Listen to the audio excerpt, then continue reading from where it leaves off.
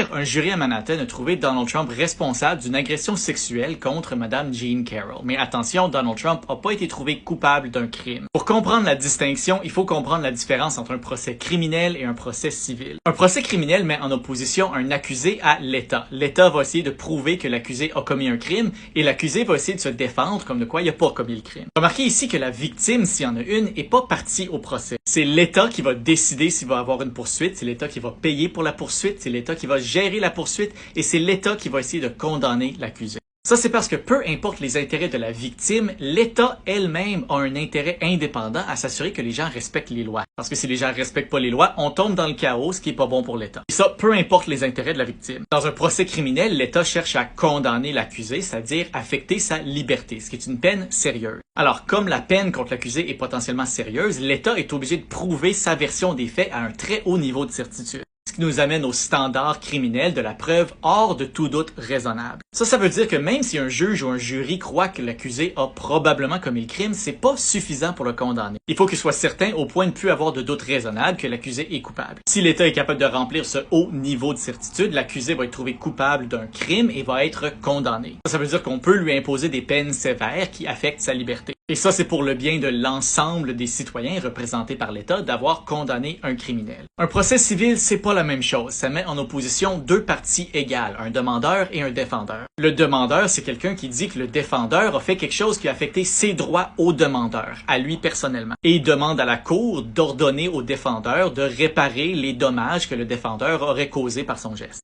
Ici, c'est l'État qui fait pas partie du procès. Il n'y a pas question de crime, il n'y a pas question de condamnation. Il y a juste question de réparer les dommages qu'une personne aurait causés à un autre. Généralement, la seule question qui est en jeu, c'est l'argent ou d'autres moyens nécessaires pour réparer les dommages que le défendeur aurait causés au demandeur. Comme il y a généralement juste de l'argent ou d'autres biens matériels en jeu entre deux parties égales, le fardeau de preuve est beaucoup plus bas. Pour gagner, il faut que le demandeur établisse sa version des faits par ce qu'on appelle la prépondérance de la preuve. C'est-à-dire que la version des faits du demandeur est plus probable qu'improbable. Généralement, on pourrait dire que c'est une certitude de 50,1%. Si le demandeur est capable d'atteindre ce niveau de preuve-là, le défendeur est déclaré responsable et doit payer l'argent ou faire les autres gestes nécessaires pour réparer le tort causé au demandeur. Le défendeur trouvé responsable n'aura aucune autre punition et l'affaire est réglée. Un même geste peut donner lieu à un procès criminel et un procès civil. Dans un procès criminel, l'État va essayer de punir l'accusé et dans un procès civil, la victime va essayer d'obtenir des réparations de la personne qui lui a causé un tort.